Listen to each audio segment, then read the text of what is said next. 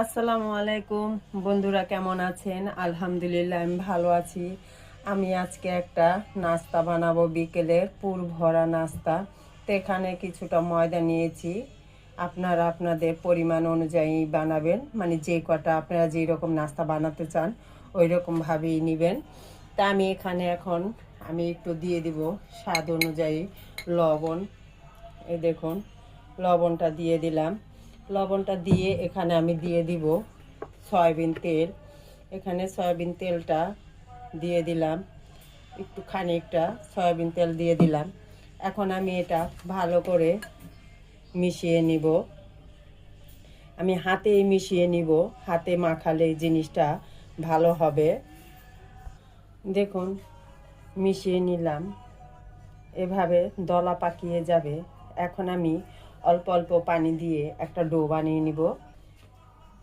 অল্প পরিমাণে পানি দিয়ে দিব, একসাথে পানি দিব না, তাই অল্প অল্প পানি দিয়ে একটা নরম সফট ডো বানিয়ে নিতে হবে।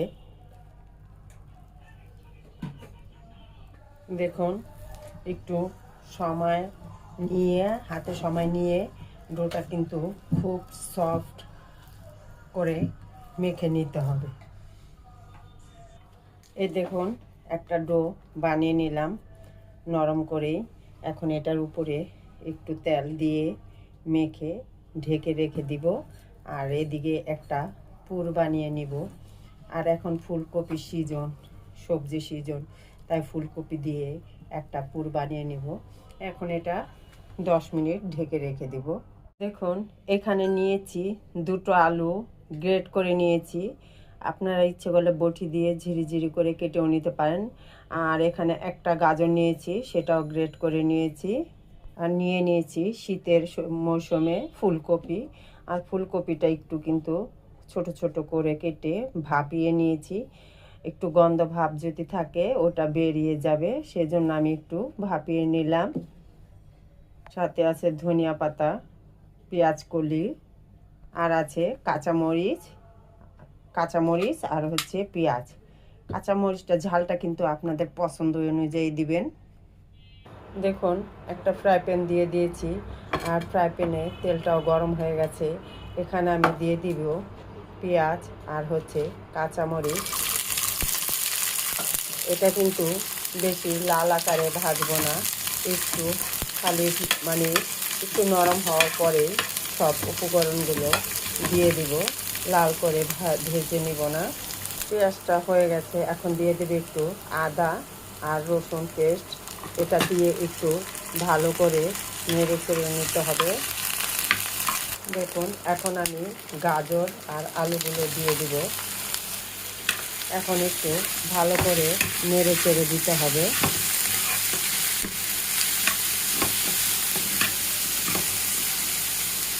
এর মধ্যে দিয়ে দিব এখন কপিগুলো এক এক করে। এখন সব মশলাই দিয়ে দিব।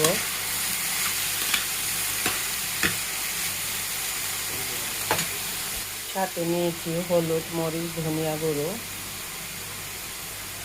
ঝালটা কিন্তু আপনাদের পছন্দ অনুযায়ী দিবেন, কারণ সব বাচ্চারা একরকম ঝাল খেতে পারে না। কোনো বাচ্চা কম খায়, কোনো বাচ্চা বেশি খায়।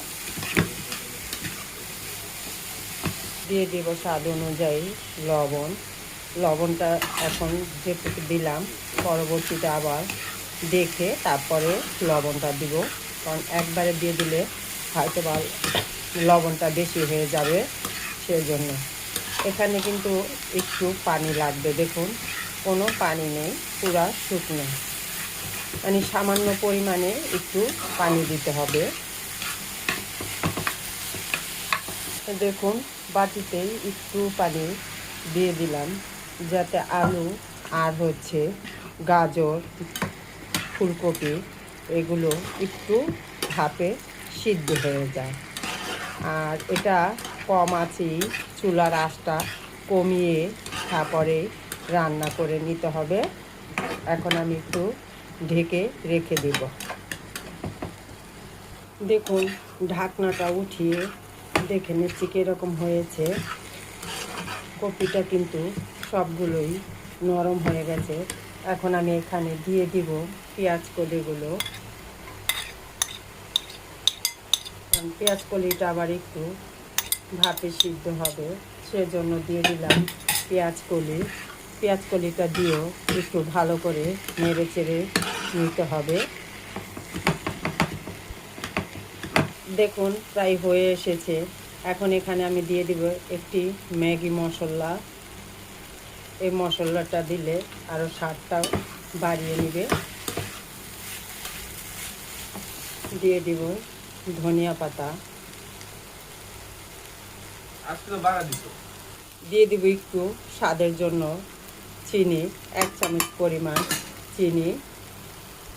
দেখুন এখন আমি এটা আরও 2 থেকে 3 মিনিট ভালো করে নেড়ে চেড়ে তারপরে নামিয়ে নেব। দেখুন পুরটা কিন্তু বানানো হয়ে গেছে, আর কোনো পরিমাণে পানি নাই। যদি পানি থাকে তাহলে কিন্তু খেতে ভালো লাগবে না। যতটা পরিমাণে শুকানো যায় অতটাই কিন্তু শুকিয়ে নেবেন। শুকিয়ে নিলে জিনিসটা খেতে কিন্তু ভালো লাগে। এখন আমি এটা নামিয়ে নিব, ঠান্ডা করতে দিয়ে দেব। পুরটা ঠান্ডা করতে দিয়েছি, আর এখানে ময়দাটা ডোটা দেখলাম, দেখুন তেলের কারণে কতটা সফট হয়েছে। এখানে একটা রুটি বানার বেলুন ফ্রি নিয়েছি। এখানে বেলুন লাগবে না, যেহেতু হাতের ধারাই করব, সেজন্য আর বেলুনটা নিব না। এরকম একটু ছোট ছোট করে লেচি কেটে নেব সবগুলো। দেখুন এইভাবে ছোট ছোট করে বেলুনের মতো পাকিয়ে নিব। এখন এটার মধ্যে রেখে একটু হাত দিয়ে চেপে চেপে নিব, এটার ভিতরে পুর ভরার জন্য।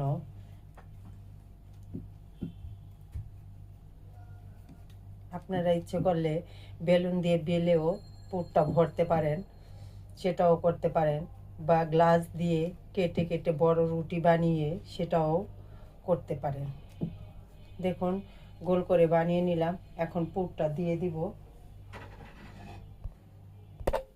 দেখুন পুরটা দিয়ে দিয়েছি।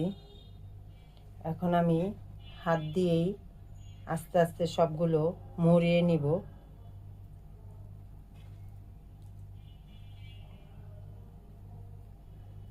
যাতে পুরটা বের না হয়।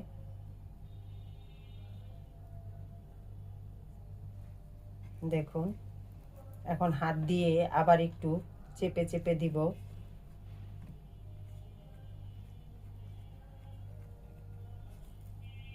এই যে এভাবেই সবগুলো নাস্তা বানিয়ে নিব, যাতে এটার মুখটা খুলে গেছে, যাতে না খুলে সেভাবে করে দিতে হবে, কারণ খুলে গেলে কি তেলটা ভিতরে ঢুকে যাবে। সেজন্য খেয়াল করে পুরাটা যাতে আটকে যায় সেইভাবেই কিন্তু করতে হবে। দেখুন আরও একটি দেখিয়ে দিলাম মুখটা কিভাবে করে নিতে হবে। দেখুন সবগুলো বানিয়ে নিলাম এইভাবে। এখন আমি ভাজার জন্য চুলায় চলে যাব। দেখুন কড়াই বসিয়ে দিয়েছি, আর কড়াই তেলটা কিন্তু গরম হয়ে গেছে। পুরোটা একটু হালকা গরম করে নিব, তাহলে কিন্তু ভাজতে খুব সুবিধা হবে। আর লো আছে ভাজতে হবে, তাই আমি একটু একটু করে ভেজে নিব। এটা কিন্তু ভাজলে খুবই উপরের দিকে খুবই মুচমুচে হবে, তাই অল্প জালে ভেজে নিব। এখন দেখুন এখন আমি এক পিঠ উল্টিয়ে দিব। দেখুন কত সুন্দর দেখাচ্ছে না কালারটা। দেখুন ভাজা কিন্তু হয়ে গেছে, কত সুন্দর।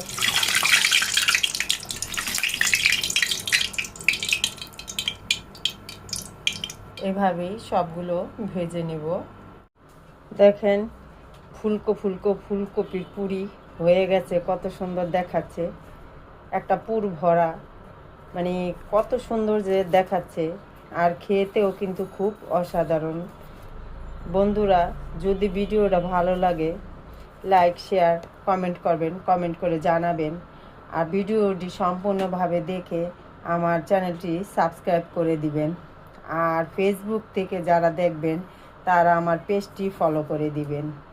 আল্লাহ হাফেজ।